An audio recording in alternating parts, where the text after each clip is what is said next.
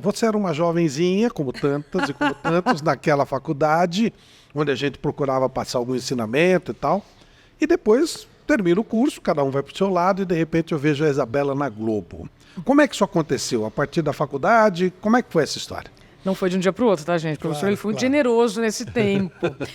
Mas quando eu fazia a faculdade de jornalismo, eu ainda não tinha clareza de qual caminho eu seguiria no jornalismo. Se seria no hard news ou no soft news. Hard news, para quem não sabe, é aquele jornalismo diário de informações, de factuais, de buraco de rua. E o soft news, matérias mais elaboradas, em que você pode se aprofundar mais em determinados assuntos e que não necessariamente vão cobrir as mazelas diárias. Quando eu terminei a faculdade de jornalismo, logo eu já emendei uma pós-graduação e eu soube de uma vaga no Band News TV. E eu apliquei para aquela vaga. Eu fui aprovada naquela vaga, mas muito porque eu já tinha vivido experiências no rádio, na Jovem Pan, na Energia 97, e a base que eu tive muito boa com os meus professores me fizeram chegar no Band News, apliquei para o teste e fui aprovada. Só que depois eu comecei a sentir um incômodo. Eu falei assim, mas como é que eu posso estar na bancada sem ter vivido reportagem? Eu precisava do repertório da rua. E aí, então, depois do Band News, eu saio do Band News, vou para o SBT para fazer reportagem, volto para a Band, aí como repórter, continuo apresentando. E quando eu já estou na Band, trabalhando como apresentadora e repórter, eu chego no Prêmio ESSO. Quando eu cheguei no Prêmio ESSO, e é uma história curiosa, porque eu tinha visto a Cracolândia, nós estamos falando de 2011, no momento em que muito já tinha se falado sobre a Cracolândia, eu cheguei na redação e falei, Valdir, a gente precisa falar sobre isso. Valdir Zuetti, grande líder que eu tive no jornalismo, ele falou assim, Isa, não tem mais o que fazer. Isso aqui já foi falado. Eu falei, não, mas não dá pra gente passar por esse lugar e não falar mais nada. E eu insisti muito depois desse não. E falei sobre os vizinhos do crack. Porque o que a droga faz no seu corpo, todo mundo já tem mais clareza. Mas e os vizinhos? E os familiares? E quem está envolvido numa pessoa, né, nesse dilema? E aí eu fiz essa minissérie e cheguei no Prêmio ESSO. Depois disso, recebo um convite da Globo. Vou para a reportagem. Chegando lá, de novo, reportagem e apresentação. Eu fiquei lá até 2018. Então, essa foi a jornada de como eu saí da São Judas e cheguei na TV Globo.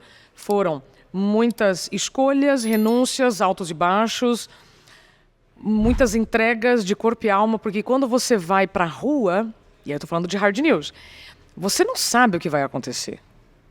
Você tem apenas uma ideia. Você vem com uma bagagem muito boa da faculdade, você vem com uma teoria muito bem organizada, mas a hora que você chega diante dos imprevistos da rua, se você não tiver base firme, você se perde. Sim. E aí, a empolgação, ela é uma armadilha. A empolgação é muito bom, mas ela é uma armadilha também, não é?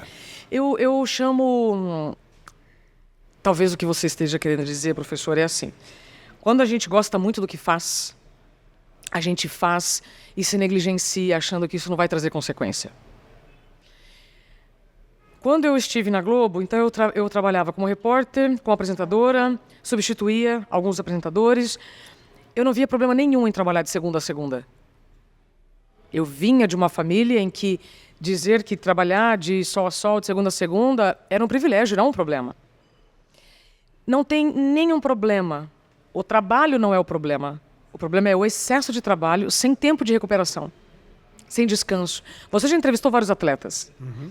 Eu me lembro quando eu entrevistei o Gustavo Borges para o meu livro e eu perguntei, Gustavo, o que um atleta olímpico precisa fazer para ganhar medalha? Ele disse, a gente treina 16 horas. Eu falei, poxa, mas e o descanso? Não, Isa. Dentro das 16 horas tem as 8 de treino na piscina e 8 dormindo. Conforme eu fui entendendo que para um atleta performar ele precisa descansar, aí que eu comecei a entender, claro, depois que eu tive o diagnóstico da síndrome de burnout. Claro. Tá? Tô contando aqui só uma história que depois que eu vivo o diagnóstico da síndrome de burnout, ainda trabalhando na TV Globo, foi quando eu me dei conta que aquela empolgação, aquele idealismo, Não tinha problema nenhum. Desde que eu tivesse colocado um pouco de limites e dito mais não para ambiente com abuso, com assédio, com excesso mesmo de trabalho. E quando a gente é mais jovem, professor, a gente não vê problema em abrir mão da família, dos relacionamentos, né? Você vai fazer. Eu chamo isso de armadilha da competência. Faz sentido? Muito, muito, muito.